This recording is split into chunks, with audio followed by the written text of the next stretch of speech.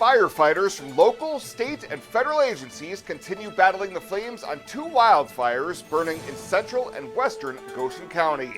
KNEB.TV News starts right now. From your trusted source for news in western Nebraska and eastern Wyoming, this is KNEB.TV News. Presented by Platte Valley Companies, premier provider of financial services. Hello, I'm Ryan Murphy. This is KNEB.TV News powered by Platte Valley Companies. Thanks for joining me. In our top story, authorities say fire resources were dispatched at about the same time shortly after noon on Tuesday to both the East Rock and Pine Ridge fires, which are both believed to have been started by lightning. Lingle Volunteer Fire Chief Casey Bangerter tells KNB News the Pine Ridge fire northwest of Lingle had reached about 563 acres as of yesterday morning, according to aerial mapping, with rugged terrain posing the biggest challenge. There's a lot of timber, a lot of deep canyons. The wind has been hindering us a little bit. But our biggest difficulty, honestly, is just really rough terrain. Stuff we can't get down into very easy, so we have a helicopter dropping buckets of water for us. Bangerter says Type 3 fire teams are being assigned to the East Rock fire, as well as very large air tankers that drop fire retardant slurry and at least a pair of single-engine air tankers. As of broadcast time, there were no reported injuries and no damaged or lost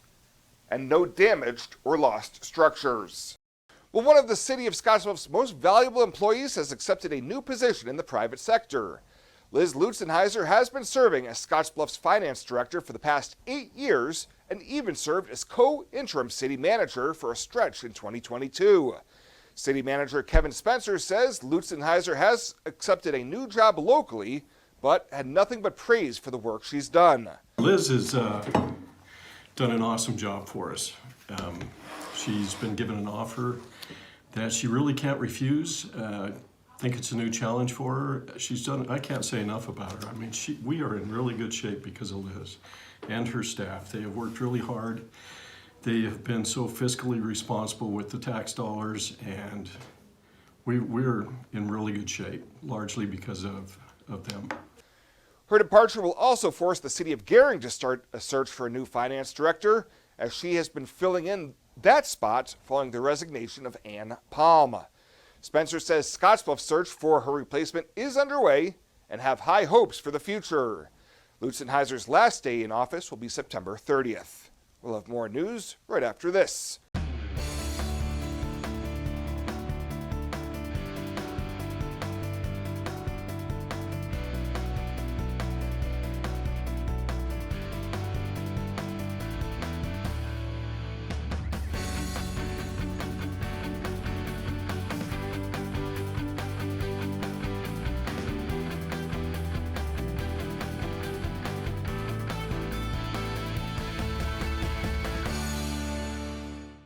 Santa is back. It's Christmas in July 2023, and Renewal by Andersen is giving the best gift ever this year.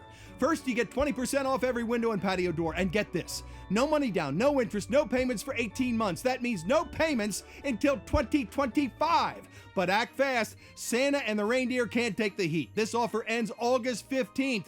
Book your free estimate right now at rbawyoming.com. Renewal by Andersen's Christmas in July sale is here. Thank you, Santa.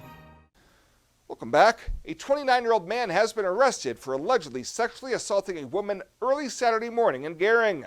Maxim Kratko is charged with first-degree sexual assault following a Gering Police Department investigation. Officers say when they made contact with the victim, she was crying hysterically and said that Kratko had forced himself on her. Kratko confirmed they did have sex, but alleges it was consensual. He's being held on a $190,000 bond, and an August 9th preliminary hearing date has been set. Well, a 31-year-old Torrington man who's facing a variety of charges stemming from a road rage incident that included him brandishing a firearm has struck a plea deal in Scottsbluff County District Court. Deveron Molden was arrested on charges including terroristic threats, use of a deadly weapon to commit a felony, resisting arrest, and carrying a concealed weapon.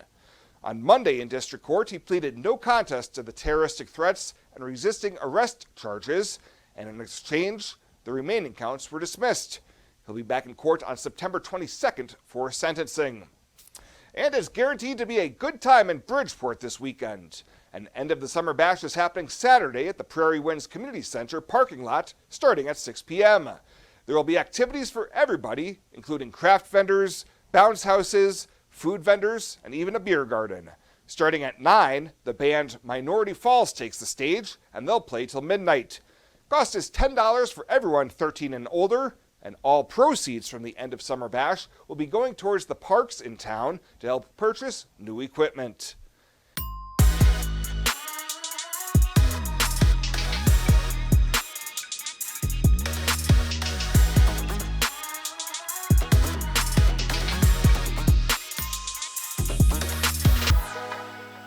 Swipe right, swipe left, endlessly searching. Finding the perfect match isn't always perfect, but it can be when it comes to finances. Nora found the perfect business loan. Jenny opened her first savings account. Grammy loves her checking account. We found a match for Wilson Farms. The Sandersons were matched with a mortgage. Regardless of your financial situation, Platte Valley Bank will match you with the perfect solution. Find your match at Platte Valley Bank.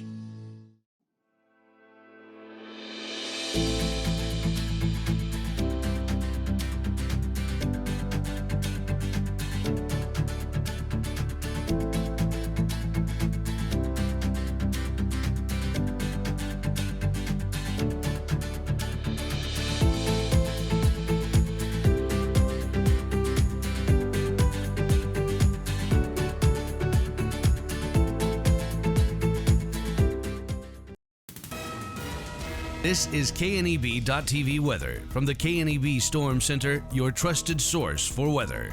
We're going to be dealing with cloudy skies to start the evening. Can't rule out an isolated shower or thunderstorm around. Otherwise, temps slowly slip down into the 60s. The heat is still on for a couple of more days as storm chances increase daily. Better chances by the end of the weekend into early next week, and temps start to cool off a bit next week as well. Not yet. 99 yesterday after a morning low of 59 degrees. Nothing in the rain gauge yesterday. We're still at an inch 63 for the month, about 0.2 above normal. Still right at about 6 inches above normal for the year. We've had several hot days, 4 in a row in the upper 90s after a few cooler days last week. And as you could see, thunderstorm chances have been on the decrease the last couple of days here, at least in terms of producing some moisture. That's not the case, though. As you could see, starting Friday, that's tomorrow, we start to see some isolated thunderstorm activity. Better chances as we go into Saturday, Sunday, Monday, then Tuesday, Wednesday, Thursday. Chances go up as well. As far as breezes go, could be a little breezy Saturday, Sunday. Otherwise, temps are going to stay, or breezes going to stay pretty calm out there and not too bad. Severe weather threat tonight is marginal here across western Nebraska and eastern Wyoming. Areas to the north of us, marginal risk tomorrow. Better marginal risk of severe thunderstorms on Saturday. And as we take a look at excessive rainfall, that's going to stay away from us until we get into Saturday. We're going to start to see better moisture in here into early next week as thunderstorm chances are going to be on the increase. Still toasty out there, 114 in Phoenix, 100 in Dallas. We've got some low 100s in our neck of the woods as well. McCook at 100, 101 in Concordia. Upper 90s to near 100, a lot of places. Ogallala at the 100-degree mark right now. As far as winds go, they're 5 to 15, gusting at times along those gusty showers and thunderstorms. They're going to push across the region here this evening, and then they will die out like they did last night, and will clear out overnight and start tomorrow with another sunny day out there. Big part of the day sunny till we get late in the day. Then here comes another round of isolated thunderstorms. Those move out tomorrow night again, and then we're left Saturday with a repeat of some pretty good activity here Saturday morning in the north, and as you see, and then clear skies until late in the afternoon, and we bring in another chance of some showers and thunderstorms and just kind of repeat the process here over the next several days. Lows tonight, 50s and 60s. Highs tomorrow, 90s. Few areas near 100. As far as precip goes, it's going to depend on if you get under some of those heavier showers and storms. Otherwise, most areas going to get maybe a couple of tenths. As we take a look at our forecast tonight, cloudy early, partial clearing, a stray shower or thunderstorm is possible. Tomorrow will be in the upper 90s with, again, a late day shower or storm not out of the question. And not much changes go on Saturday all the way through Thursday of next week. Increasing chances of showers and thunderstorms. Temperatures that stay in the 90s through the weekend. Then look at by Thursday of next week, maybe down into the low 80s. Morrill County Community Hospital and the behavioral health providers are here to help. Amber Dean specializes in mental health care, which includes medication and therapy across a person's lifespan. Melody Lacey helps people deal with a wide range of behavioral problems, from depression and anxiety to child psychiatry. Our dedicated team is committed to you and our community every time. At Morrill County Community Hospital, Bridgeport, Nebraska. Exceptional care right here at home.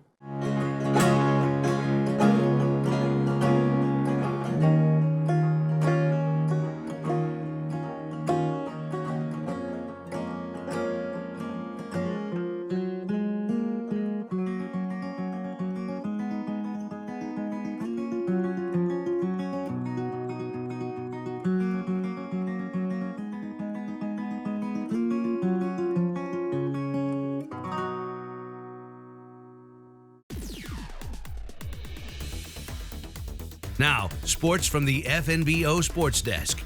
FNBO, the great big small bank. Taking a look at the latest from the FNBO TV Sports Desk, and the Western Nebraska Pioneers back in action last night to take on the Dodge City A's on the road for their last road trip of the year. Pios take game 1 in the 2-game series by the final of 6-3. The contest was highlighted when pitcher, yes, that's right, pitcher, Reese Francis blasted a 3-run homer in his first start as a position player to take the lead in the top of the 6th inning. That blast was Francis's first of the year, and the Pios cruised to the 6-3 win. The Pioneers also officially announced that this series will be the last series of the year, so join Carson Trail on KNEB 960 AM and 100.3 FM starting at 5:45 tonight as the Pioneers look to end the season on a win. Well, Nebraska football is picked to finish 5th in the Big Ten West this year. Wisconsin is favored to win the division, while Iowa is picked 2nd. Minnesota and Illinois are also ahead of the Huskers at 3rd and 4th, respectively. And 2 more kickoff times have been announced for the Nebraska football squad. The Huskers' November 11th home game against Maryland will kick off at 1:30 Mountain Time. Nebraska's game the following Saturday at Wisconsin will kick off at 5:30 p.m. The Huskers open fall camp on July 30th and start the season at Minnesota on Thursday, August 31st. That is the latest from the FNBO TV Sports Desk. I'm Ryan Murphy filling in for Chris Cottrell.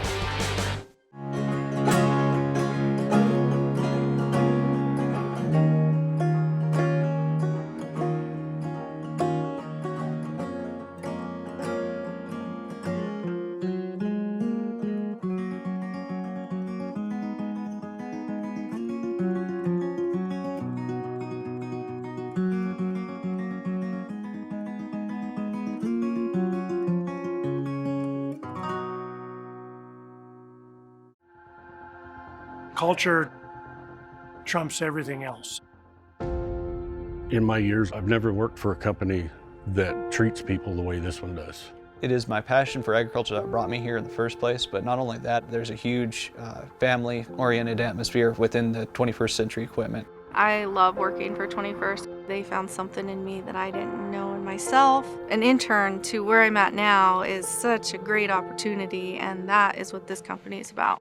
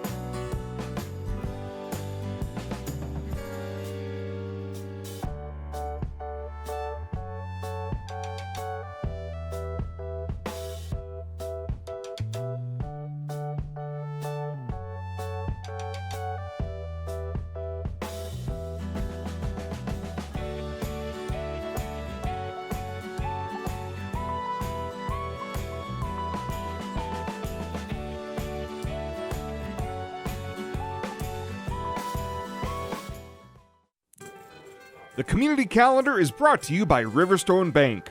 We're local and we love our community. Culture trumps everything else. In my years, I've never worked for a company that treats people the way this one does. It is my passion for agriculture that brought me here in the first place, but not only that, there's a huge family-oriented atmosphere within the 21st Century Equipment. I love working for 21st. They found something in me that I didn't know in myself. An intern to where I'm at now is such a great opportunity, and that is what this company is about. At Platte Valley Bank, we want to help you plan for tomorrow while you enjoy today. Our personalized trust services can help you do just that. You've worked hard to build your legacy, and you want to make sure that gets passed on for generations to come. We offer the professional guidance necessary to ensure that happens, according to your wishes. We pride ourselves in being friendly and professional while offering a highly tailored full line of trust and estate planning services to accommodate you. You belong here. And finally tonight, Western Nebraska Community College is accepting students for their highly anticipated constructions trade program with the first course, entry-level plumber training, starting on August 1st on the Scottsbluff campus. The 20-week course is intended for students interested in entering the industry and designed to help them get their foot in the door as a helper with the goal of becoming a plumbing apprentice. Doug Mader, WNCC Workforce and Lifelong Learning Executive Director, says upon completion of the program, students will earn a national certification towards what would be a promising future here in the Panhandle. Becoming a plumber, becoming an electrician, a journeyman electrician, carpenter, those are careers, and they're well paying. They're probably not going anywhere. Maybe there'll be a day where there'll be some AI robot that'll come fix your sink. But I don't see that anytime real soon, especially not in our part of the world. Tuition for the plumbing course is $3,750, and financial aid is available, including community college gap funding for those who qualify. For more information, you can go to wncc.edu or contact Construction Trades Director Rob Kahn at 635-6733. Well, that does it for us this time. Thank you so much for tuning in. Stay safe out there. We'll see you here next time.